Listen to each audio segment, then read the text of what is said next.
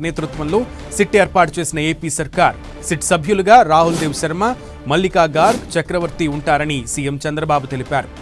SIT సభ్యుడిగా excise శాఖ నుంచి ఒకరిని నియమిస్తారని ప్రకటించారు. కల్తీ మద్యానికి చెక్ పెట్టేందుకు ఎక్సైజ్ సురక్ష యాప్ తీసుకొచ్చినట్లుగా తెలిపిన సీఎం చంద్రబాబు బెల్ట్ షాపుల్లో మద్యం అమ్మితే బెల్ట్ తీస్తానని హెచ్చరించారు.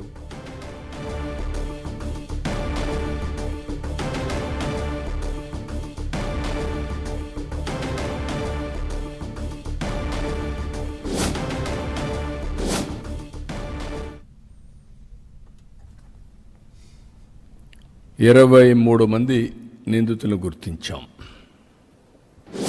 16 మందిని అరెస్ట్ చేశాం. ఇబ్రహీంపట్నంలో 12 మంది నిందితులుగా గుర్తించి 7 మందిని అరెస్ట్ చేశాం. 4 పీటీ వారెంట్లు నమోదు చేశాం విదేశాల్లో ఉన్నారని. ప్రధాన నిందితుడు A1 జనార్దన్ ఇప్పటికే అరెస్ట్ అయ్యాడు. ఇవన్నీ కూడా చూసిన తర్వాత ఈరోజు ఇన్వెస్టిగేషన్ చేస్తూ ఉంటే నాకు వచ్చినట్టు నేను ఎప్పటికప్పుడు బ్రీఫింగ్ తీసుకుంటున్నాను. తప్పు చేసిన వాడు ఎవ్వడు కూడా తప్పించుకోవడానికి వీలు లేకుండా చేయడం కోసం డిపార్ట్మెంట్ అప్రమత్తం చేయడమే కాకుండా ఎక్కడెక్కడ సమస్యలు ఉంటే అవన్నీ కూడా అనలైజ్ చేసుకొని నేను చెప్పాల్సి కూడా చెప్తున్నాను. ఎవరిని వదిలిపెట్టద్దండి. అందుకే మా పార్టీ వాడైనా కూడా ఇమ్మీడియట్గా సస్పెండ్ చేశాను. ముందు వెనక చూడాల, ఒక్కరోజు కూడా చూడాల. నేను ఒక్కరోజు కూడా చూడలేదు అంటే నేరస్తుల్ని ఎవరిని వదిలిపెట్టను దానికి అర్థం. అది అయిన తర్వాత మొలకల చెరువు వచ్చిన సంఘటన ఫస్ట్ బయట పెట్టింది మా వాళ్ళు లీడ్ తీసుకొని చేశారు. కానీ మూలాలకు పోతే కొన్ని షాకింగ్ వార్తలు కూడా వస్తున్నాయి. ఆ షాకింగ్ వార్తలు ఇప్పుడే నేను చెప్పను మీకు. ఇవన్నీ వాస్తవాలు బయట రావాలి. దీన్ని అంత ఈజీగా వదిలిపెట్టను. ఇవి చూసిన తర్వాత నాకు అనిపించింది దీన్ని ఒక సిట్ వేసి టోటల్గా ప్రక్షాళన చేయడానికి ముందుకు పోవాల్సిన అవసరం ఉంది. అందుకే GVG Ashok Kumar IPS IGP Eluru range, Rahul Dev Sharma IPS director enforcement prohibition and excise, K Chakravarthi IPS SP CID, Mallika Garg IPS ఇప్పుడు టెక్నికల్ మెంబర్గా ఉంది. అదే మరి ఆర్టీజీఎస్ కూడా పనిచేస్తుంది ఆవిడ్ని. ఈ నలుగురిని ఎక్సైజ్ డిపార్ట్మెంట్లో ఇంకొకరిని తీసుకొని అనుభవం ఉండే సబ్జెక్ట్ ఎక్స్పర్ట్ని ఒకరు తీసుకొని వీళ్ళందరూ కలిసి ఏం జరిగిందో మొత్తం ప్రక్షాళన చేసే దిశగా తిరిగి ఎలాంటి నేరాలు చేయాలంటే వణుకు పుట్టేట్టుగా చేస్తాం. వీళ్ళు ఆఫ్రికాలో కొన్ని నేర్చుకున్నారు. మూలాలు అక్కడి నుంచి స్టార్ట్ అవుతున్నాయి. ఆఫ్రికాలో నేర్చుకునింది ఇక్కడ ఆంధ్రప్రదేశ్లో అమలు చేయాలని కూడా చూస్తున్నారు. అది ఇక్కడ సాగదు. దీనికి కూడా రాజకీయ ముసుగు ఒడిదొడుక్కున్నారు. ఆ రాజకీయ ముసుగు దొడుక్కొని ఇలాంటి తప్పుడు పనులన్నీ చేసే పరిస్థితికి వచ్చారు. అందుకే నేను వార్నింగ్ ఇస్తున్నా, హెచ్చరిస్తున్నా, ఎలాంటి రాజీ ఉండదు. ఎవరైనా సరే టోటల్ ప్రక్షాళన చేయడం తప్ప ఇంకొకటి ఉండదని ప్రతి ఒక్కరికి హెచ్చరిస్తున్నా. ఇంతవరకు టెక్నాలజీ జోడించాం చాలా డిపార్ట్మెంట్లో. ఈ డిపార్ట్మెంట్లో ఇంకా పగడ్బందీగా చేయాల్సిన అవసరం ఉంది. అందుకే ఏపీ ఎక్సైజ్ సురక్ష యాప్, ఈ యాప్ని మీరు చూస్తే తొందరగా తీసుకొచ్చాం. దీంట్లో వినియోగదారుడు, విక్రయదారుడు అంటే షాప్ ఎవరైతే అమ్ముతారో అతను, అదే మాదిరిగా కన్జ్యూమర్ ఎవరైతే కొంటారో అతను, వాళ్ళిద్దరూ కూడా ఈ క్వాలిటీ చెక్ చేసే అవకాశం ఉంటుంది. అందులో నకిలీ మద్యం బాటిల్ని కనుక్కోవడానికి వీలుగా యాప్ డిజైన్ చేశాం. ఒక స్కానింగ్ చేయడం, వెరిఫై చేయడం, అక్కడి నుంచి హోలోగ్రామ్ ఉంటుంది, అందులో క్లియర్గా క్యూఆర్ కోడ్ కూడా ఉంటుంది, చూపించడం డెమాన్స్ట్రేట్ చేస్తాం. అది స్కానింగ్ చేస్తే అక్కడి నుంచి నేరుగా batch number, brand name, ML size, MRP, ఎక్కడ తయారైంది, ఎప్పుడు తయారైంది, manufacture details, depot location, vendor location అన్నీ వచ్చేస్తాయి. పలాని రోజున మ్యానుఫ్యాక్చరింగ్ టైం కూడా ఉంటుంది దాంట్లో.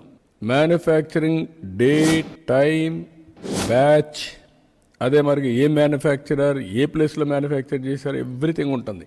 ఇంకా ట్రేసబిలిటీ అండ్ సర్టిఫికేషన్ రెండు ఉంటాయి. ఐఎమ్ టెల్లింగ్, సర్టిఫికేషన్ అంటే క్వాలిటీ సర్టిఫికేషన్, ట్రేసబిలిటీ అంటే ఎక్కడి నుంచి వచ్చింది. ఇది ఇక్కడ అమ్మకుండా వేరేది ఇక్కడ అమ్మితే నువ్వు ఎందుకు అమ్మావు, నువ్వు అమ్మాల్సింది ఆ షాప్లో, అది కూడా జియో ట్యాగింగ్ ఉంటుంది. Same thing, they are eligible only to sell from shop. No belt shop is allowed. Belt షాప్లో కానీ అమ్మితే బెల్ట్ తీస్తా. I'm very clear. ఇంట్రెస్టింగ్ కదా అది. నువ్వైతే ఆ పని చేయగలుగుతావా, నువ్వు నేరం చేయకపోయినా నువ్వు చేయగలుగుతావా? That is the difference. అందుకే నీ కరుడుగట్టిన నేరస్తులు రాజకీయ ముసుగులో నేరాలు ఘోరాలు చేసి ధైర్యంగా చెప్పగలుగుతారు, ధైర్యంగా రోడ్డు మీదకి రాగలుగుతారు. మానవత్వం, మనిషి అనేవాళ్ళు చాలా జాగ్రత్తగా ఉంటాం. ఆ విషయం ఇప్పటికే ఎస్టాబ్లిష్ చేశాం. అందుకే దీన్ని డైవర్ట్ చేసే పాలిటిక్స్లో కూడా ఒక భాగం కావచ్చు. ఏది వాళ్ళ కేసును డైవర్ట్ చేసుకోవడానికి, అది కూడా మీరు గుర్తుపెట్టుకోవాలి. లేకుంటే ఇలాంటి అక్కడక్కడ కొన్ని వీక్ స్పాట్స్ ఉండొచ్చు, వీక్ పర్సన్స్ ఉండొచ్చు. అలాంటి ప్లేసులు ఎంపిక చేసుకొని వీళ్ళ యొక్క స్ట్రాటజీస్ అమలు చేయొచ్చు. వీళ్ళు రెండూ ఉన్నాయి. నేను అందుకని జాగ్రత్తగా ఉండండి రాష్ట్రంలో అని చెప్తున్నా. నేరస్తుల దగ్గర జాగ్రత్తగా లేకపోతే మన కళ్ళు మూసుకుంటే ఇంకో పక్క ఒక ఘోరం జరుగుతుంది. అన్నీ అనుమానంగా చూడాలి. జెన్యూన్గా జరిగిన ఒక డౌట్గా ఆలోచిస్తేనే వాస్తవాలు తెలుస్తాయి. లేకపోతే అంతా నేచురల్గా జరిగినట్టు ఉంటుంది. మీరందరూ ఏమనుకుంటున్నారు, ఈ మద్యం నేచురల్గా జరిగింది అనుకుంటున్నారు, నకిలీ. అంతే కదా? That is where I'm saying. ఏది డిస్టరీస్ దగ్గర క్వాలిటీ పారామీటర్స్ ఎస్టాబ్లిష్ చేసి ఆ స్టాండర్డైజేషన్ ప్రకారం టెస్ట్ చేస్తారు. టెస్ట్ చేసి రికార్డ్ అంతా పర్ఫెక్ట్గా అయిపోతుంది. డబుల్ చెక్ అన్నీ ఉంటాయి అక్కడ, చెక్స్ అండ్ బ్యాలెన్స్. అక్కడి నుంచి బాటిల్లో ఇచ్చినప్పుడు అవన్నీ కూడా షాప్ వరకు వచ్చే వరకు ట్రాన్స్పరెన్సీ ఉంటుంది. ఎక్కడ చూసినా ఒకే పద్ధతి. ఒక్కొక్క బాక్స్లో ఎన్ని బాటిల్స్ పెట్టాలి, ఏ వెరైటీ పెట్టాలి, ఎవ్రీథింగ్ విల్ కమ్. అందుకే హోలోగ్రామ్ ఉంది. ఆ హోలోగ్రామ్లో ఇది కూడా ఉంది, ఏది మన క్యూఆర్ కోడ్ ఉంది. క్యూఆర్ కోడ్లో కానీ మీరు కొడితే ఏ బ్యాచ్, ఏ ఊరు, ఎప్పుడు తయారు చేశారు, ఏ టైంలో తయారు చేశారు, ఎంత కంటెంట్ ఉంది, ఎవ్రీథింగ్ విల్ కమ్. అక్కడి నుంచి మీరు టెస్ట్ చేస్తే దానికి దీనికి టాలీ అయిపోవాలి, ఏ ల్యాబ్ పోయినా. That is the standards we are establishing now. Track and trace. అందుకే స్కాన్ చేయండి, వెరిఫై చేయండి, స్టే సేఫ్ అని. కాబట్టి అక్కడ మీరు ఎవరు తప్పించుకోలేరు. ఆ సిస్టమ్సే లాస్ట్ 5 ఏళ్ళు లేవు. అడిగితే సమాధానం లేదు. ఇప్పుడు మీరు అడిగారు, 5 ఏళ్ళు ఎప్పుడు అడిగారా? మీరు అడిగే అవకాశం ఉందా మీకు? I'm asking you. ఇప్పుడు మిమ్మల్ని అడగమని ఎందుకు చెప్తున్నాను? ఐ వాంట్ టు లెర్న్ ఎక్కడ డిఫెక్ట్ ఉంది. అడిగితే మీరు చెప్తే అప్పుడు నాకు ఒక అవగాహన వస్తుంది. నా సిస్టంలో తప్పులుంటే దాన్ని కూడా కరెక్ట్ చేసుకుంటే ఎన్ని గంటలు నేను మా వాళ్ళతో మాట్లాడినా థర్డ్ ఒపీనియన్ వస్తే క్లారిటీ వస్తుంది. That is what I'm doing now. Okay, are you satisfied? ఇంకా ఏమన్నా ఉన్నాయా మీకు? ఎల్లుండి ఉదయం 10 గంటలకు మాకు ఒక హిస్టారికల్ ఒప్పందం, గూగుల్ ఒప్పందం ఉంది. ఇది ఒక చరిత్ర. నా రాజకీయ జీవితంలో ఎన్నో ఇన్వెస్ట్మెంట్ తెచ్చాను, బ్రిక్ బై బ్రిక్ బిల్డప్ చేశా. హైదరాబాద్ నగరాన్ని ఒక ఇటుక పేర్చుకుంటూ వచ్చి ఈరోజు ఒక మహానగరంగా తయారు చేశా, మోస్ట్ లివబుల్ సిటీగా తయారు చేశా, హైయెస్ట్ పర్ క్యాపిటల్ ఇన్కమ్ వస్తుంది, రెండోది best city in the country. అదే సమయంలో ఈ రాష్ట్రం మొత్తం విధ్వంసానికి గురైంది. బ్రాండ్ ఆఫ్ ఏపీ టోటల్గా డ్యామేజ్ అయిపోయింది. ఇలాంటి పరిస్థితి నుంచి ఇప్పుడిప్పుడు రికవర్ అవుతున్నాం. మళ్ళీ మ్యాక్సిమం 16 నెలల్లో 10 లక్షల కోట్ల రూపాయల పెట్టుబడులు వచ్చాయి. అన్ని పెట్టుబడుల్లో కూడా మీరు ఒకసారి చూస్తే Google, AI and data centre, దానికి కూడా కొంతమంది విపరీతంగా మాట్లాడుతున్నారు. భవిష్యత్తు కోసం వచ్చే ఇండస్ట్రీస్ మీద కూడా బురద జల్లి లేకుంటే ఏదో ఒకటి వక్రీకరించి మాట్లాడడం కరెక్ట్ కాదు. మన పిల్లలు ఈరోజు ఏఐ అంటే ఇండియా, ఏఐ అంటే చిరునామా ఆంధ్రప్రదేశ్. ఇక్కడుండే వాళ్ళందరూ కూడా నెక్స్ట్ లెవెల్కు పోవడానికి సిద్ధంగా ఉన్నారు. గూగుల్ వల్ల దేశంలో ఇప్పటి వరకు ఎంతవరకు డేటా సెంటర్స్ ఉన్నాయో 1.2 గిగావాట్ ఉంది. అలాంటిది 2.1 గిగావాట్ 1.2 ఉంటే 1 ఇక్కడ విశాఖపట్నంలో వస్తుంది. మిగిలినటని కలిపితే ఇండియాలో బిగ్గెస్ట్ డేటా సెంటర్ హబ్గా తయారవుతుంది.